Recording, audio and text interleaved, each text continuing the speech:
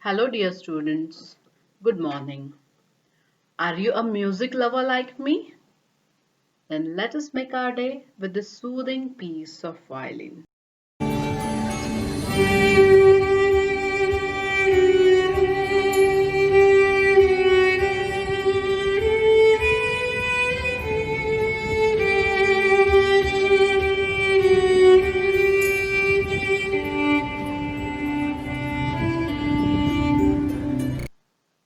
Divine moment. लेकिन किसी भी पल में फिजिक्स टीचर्स अपना फिजिक्स का चश्मा तो नहीं उतार पाते हैं. So in this divine moment, I am thinking of sound waves and the waves on a stretch string. Now sound waves are progressive. The waves on stretch strings are transverse in nature. So transverse waves are also progressive. But the waves on a stretch string of violin, though they are transverse in nature, there is something different about it. Let me explain. What we have learned about the progressive wave is the progressive waves move continuously in the same medium or move continuously in an unbounded medium, that is in an infinite medium, until they are dissipated, that means the wave gets absorbed. When these waves are reflected from a rigid surface, they are reflected with a phase change of pi radians. The waves, when are incident on an open boundary or from an open end, they are reflected without any change in phase. Now what if the disturbance is confined to a particular region, that is between the starting point and the reflecting point? See the strings on violin, they are stretched between these two points. Okay? When a string is plucked, transverse waves are produced. You can see the transverse waves, but these waves are confined in this particular region. See the loops. Can you see the loops? Okay. Let us see what happens in detail. If a stretched string or a thin wire of uniform cross section is plucked at a point in a perpendicular direction to its length, the point is set into transverse SHM.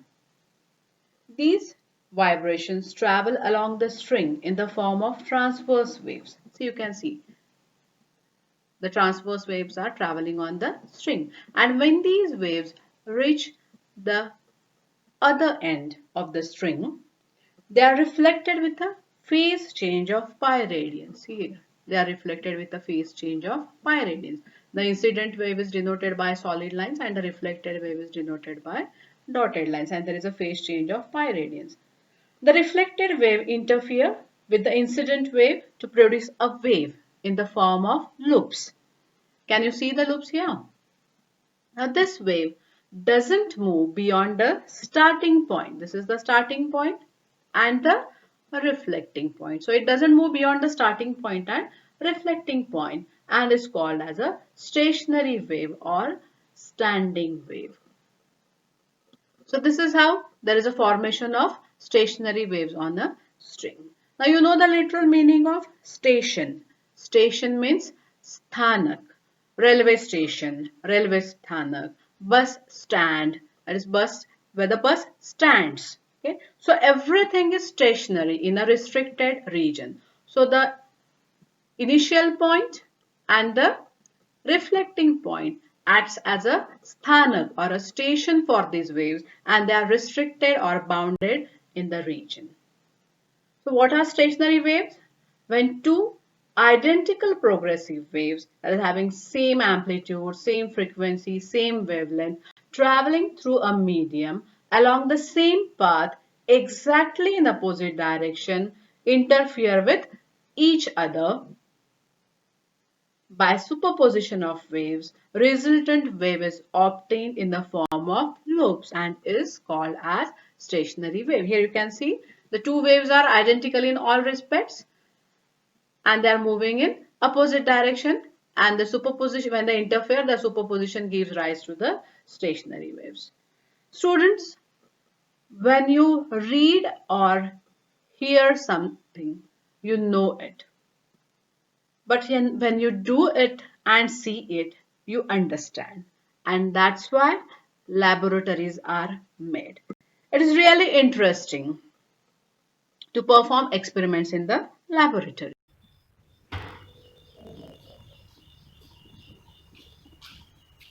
Have you seen the loops on the string? Here, to demonstrate the production of stationary waves, I have used the Meldis experiment setup. Now, what is there in this setup? A tuning fork is fixed at its stem. This is one of the prongs of the tuning fork. A string is tied to this prong. The same string passes over the pulley. Here is the pulley. And to the free end of the string, a pan is attached here. You cannot see the pan as I have cropped the video to focus on our area of interest, that is the formation of loops. Now when the tuning fork is set into vibrations, these vibrations pass, or the disturbance pass over the string. It is reflected from the pulley end, and the incident and reflected waves interfere to form stationary waves in the form of loops on the string. Let us have a look at it. We have already seen it, but let us play once again. Interesting, isn't it? Okay. Okay. Now you can see the loops on the string. This is the point of minimum displacement. This is the point where the displacement is maximum. See, here is the maximum displacement. Now the particles move in a direction perpendicular to the length of a loop in case of a transverse stationary wave. Now let us find the equation of a stationary wave on a straight string. Consider two simple harmonic progressive waves of equal amplitude, small a, wavelength lambda, propagating on a long uniform string in opposite directions. Now the equation of wave traveling along x-axis in positive direction is y1 is equal to a sine in curly bracket 2 pi into bracket nt minus x upon lambda, both the brackets complete. We'll call it as equation 6.10. And the equation of wave traveling along x-axis in negative direction is y2 is equal to a sine in the curly bracket 2 pi into bracket nt plus x by lambda, both the brackets complete. We call it as equation number 6.11. Now from the equation itself you can see that both the waves are identical.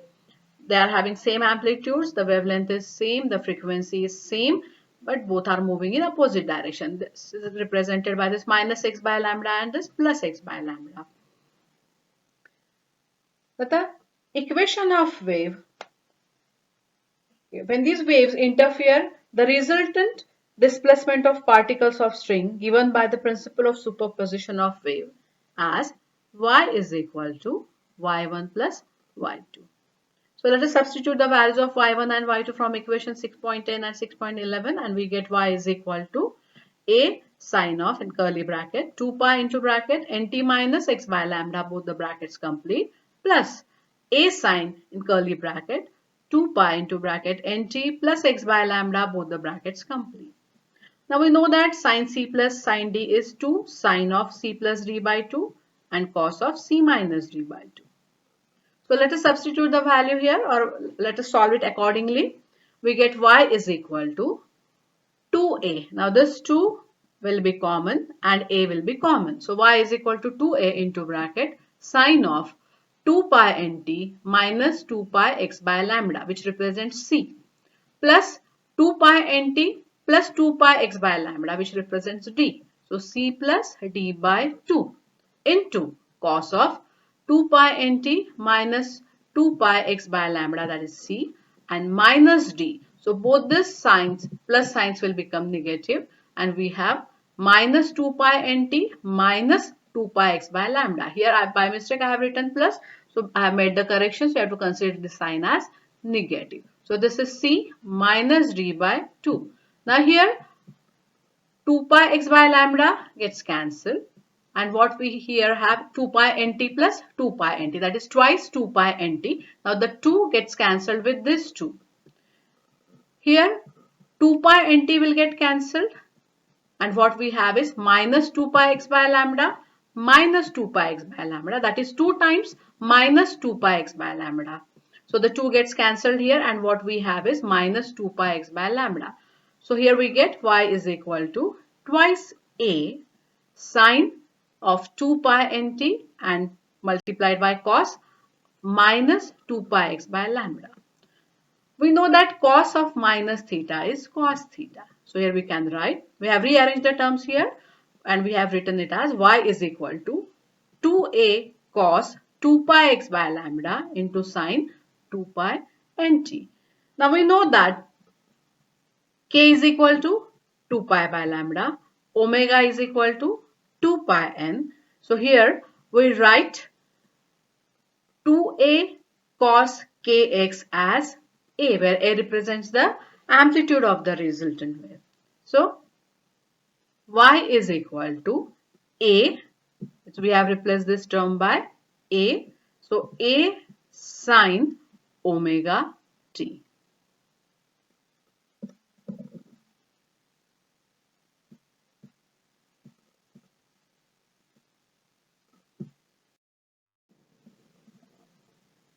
Y is equal to a sine omega t is the equation of stationary wave which gives resultant displacement due to two simple harmonic progressive waves.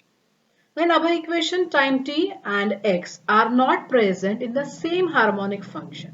That is, they are not in the form 2 pi into bracket nt plus or minus x upon lambda.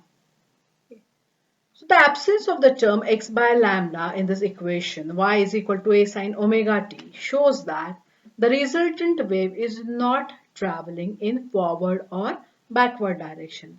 Hence it is called as a stationary wave or standing wave. Now x is present only in the expression for the amplitude. The amplitude of the resultant wave is given as a is equal to twice a cos of 2 pi x by lambda. It is a periodic function of x, that is, the amplitude is varying periodically in space. The amplitudes are different for different particles, but each point on the string oscillates with the same frequency omega, that is same as that of the individual progressive wave.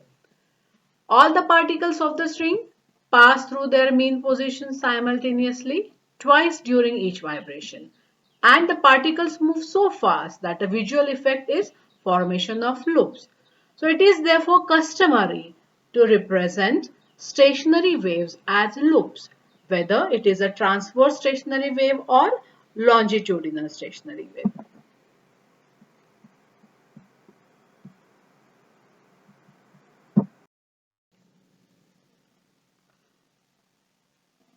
Now when stationary waves are formed, the points of medium where the particles do not vibrate at all or where the amplitude is minimum or zero are called as nodes. So let us find the condition for node. At node, amplitude is minimum or zero. So a is equal to 0 and a is equal to twice a cos 2 pi x by lambda, so which is equal to 0. Taking 2a to right hand side, we get cos 2 pi x by lambda is equal to 0. Now cos of 90 degrees is equal to 0. Therefore, we can write 2 pi x by lambda is equal to pi by 2. Cos 270 is also 0, so which is also equal to 3 pi by 2, 5 pi by 2 and so on. Now taking this 2 pi by lambda to RHS, what we get is x is equal to lambda by 4, 3 lambda by 4, 5 lambda by 4 and so on. So in the generalized form, we can write it as x is equal to twice p minus 1 into lambda by 4, where p starts from 1 and is equal to 1, 2, 3 and so on.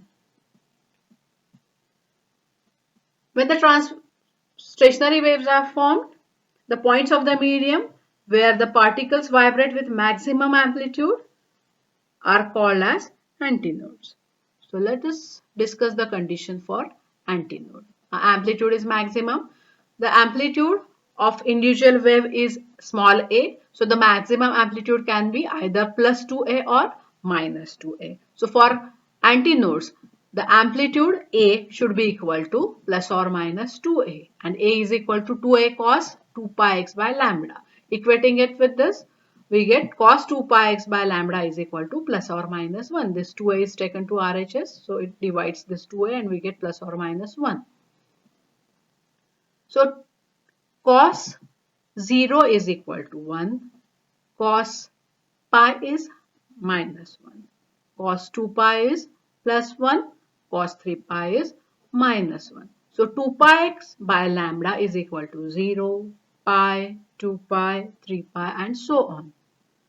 Therefore, x is equal to, taking this 2 pi by lambda to the right hand side, we get x is equal to 0, lambda by 2, lambda, 3 lambda by 2 and so on. So, in the generalized form, you can write x is equal to p into lambda by 2, where p is equal to 0, 1, 2, 3 and so on. Now, if you observe it carefully, the distance between two consecutive nodes is lambda by 2. The distance between two consecutive nodes is lambda by 2. And same is the case here. The distance between consecutive antinodes is lambda by 2. This is the pictorial representation of stationary waves, nodes and antinodes. The distance between two successive antinodes is lambda by 2. Here you can see. Nodes are formed here, points of minimum displacement or zero displacement. Antinodes are formed at the center and the displacement is maximum here. The distance between two consecutive antinodes is lambda by 2. That between two consecutive nodes is lambda by 2.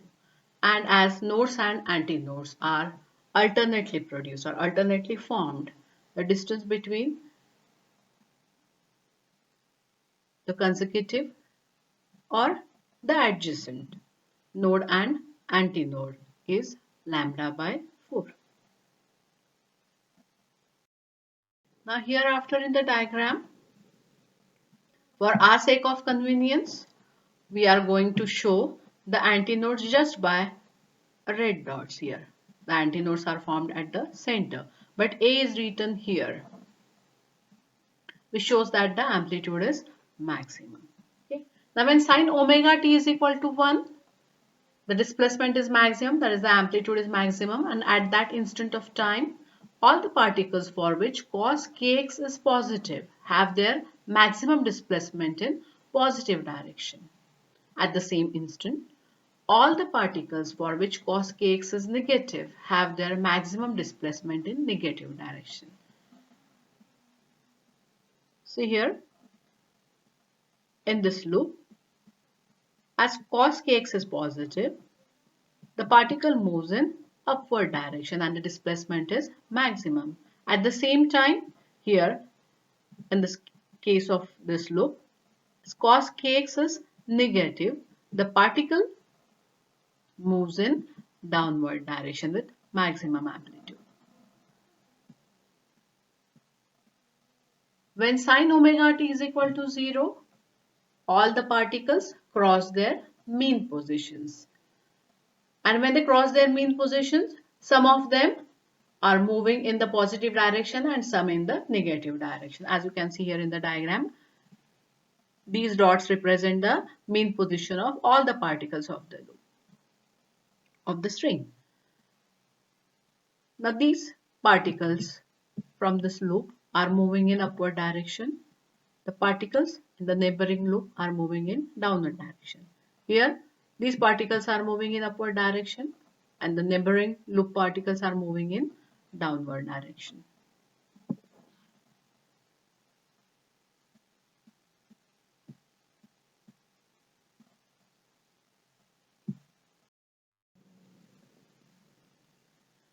Now sound waves, which are longitudinal in nature, traveling in a tube or pipe of finite length, are reflected at the ends in the same way as transverse wave along a string are reflected.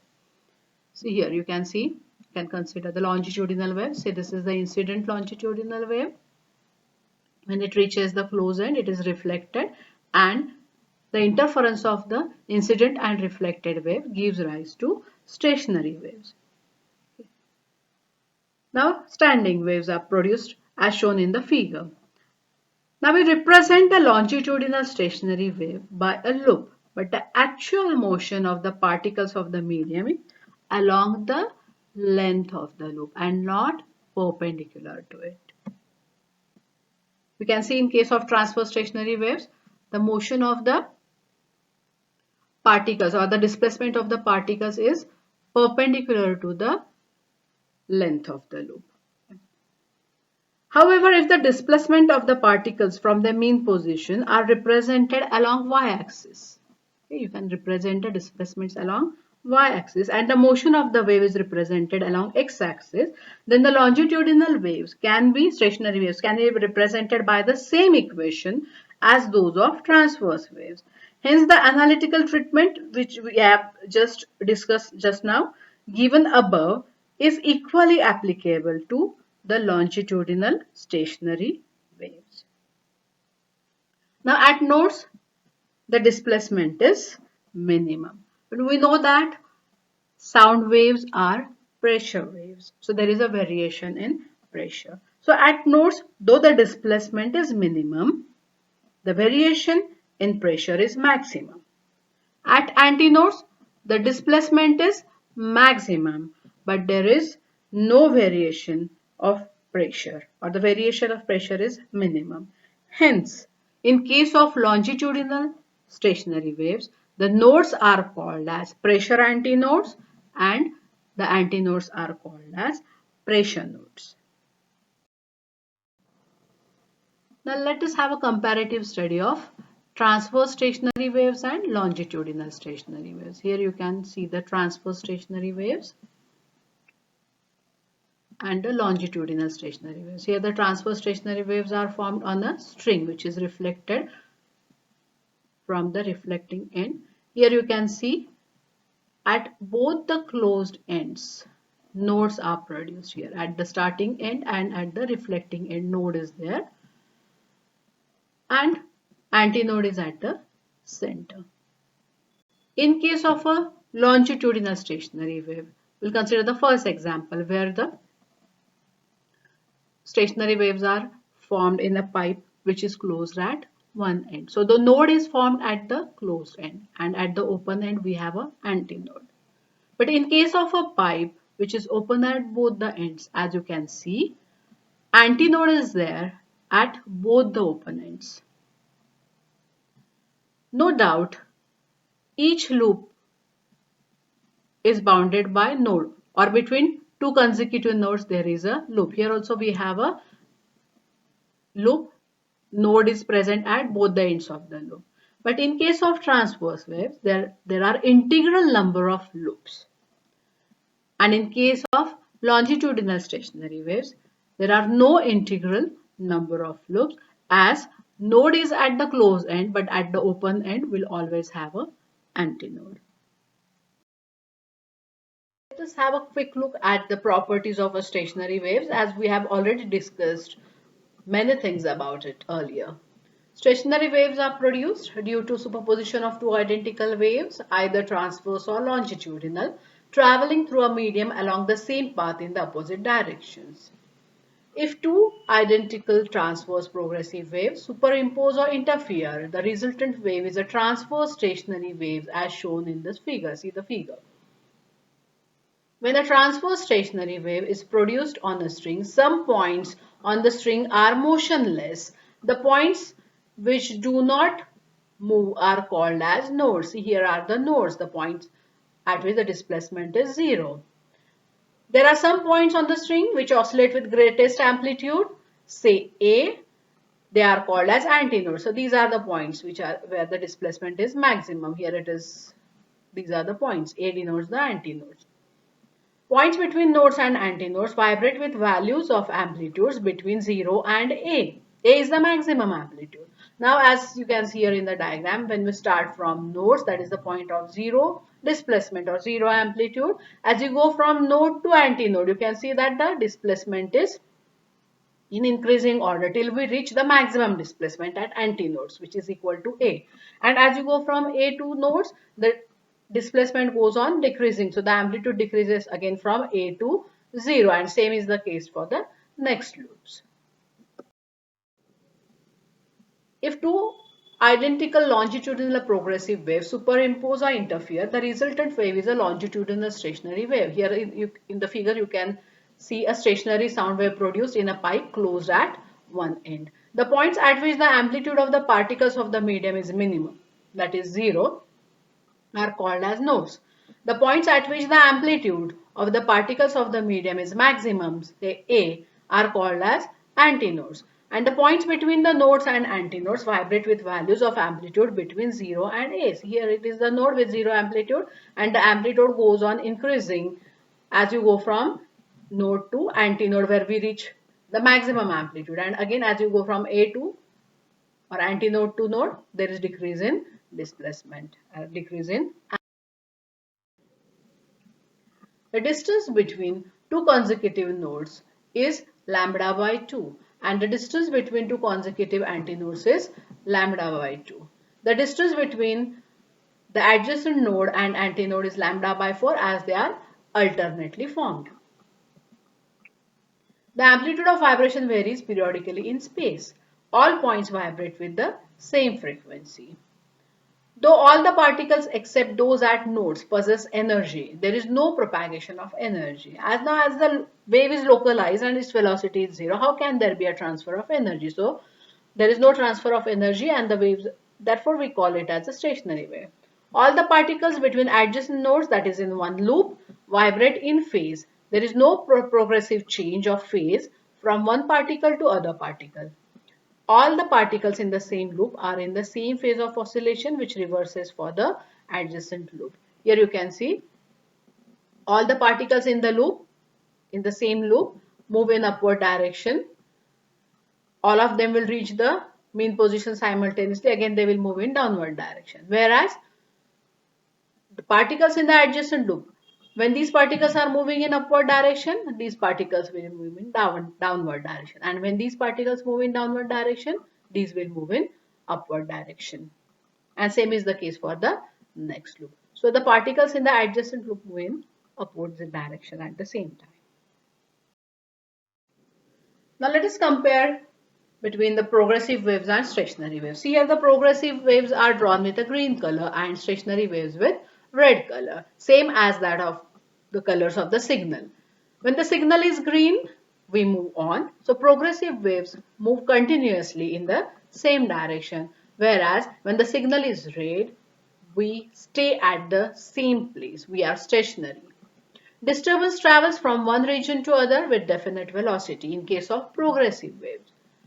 And in stationary waves, the disturbance remains in the region where it is produced and the velocity of wave is 0.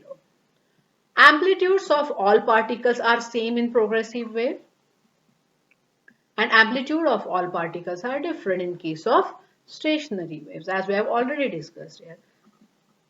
All particles do not cross their mean position at the same time, whereas in case of stationary waves, all particles cross their mean position at the same time.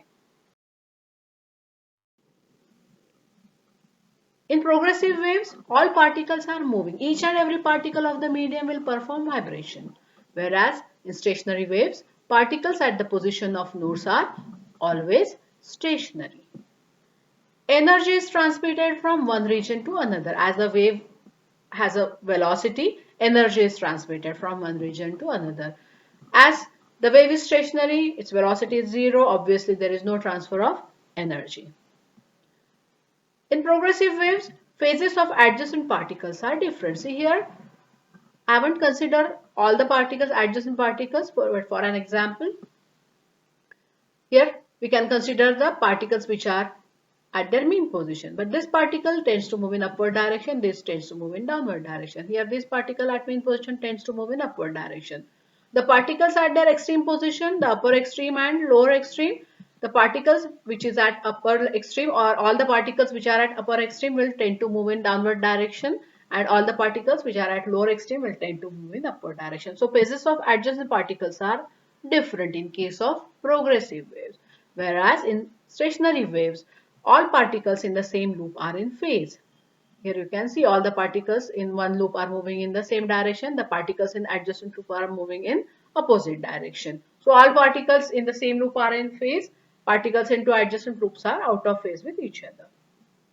And that is all about the stationary waves. Thank you.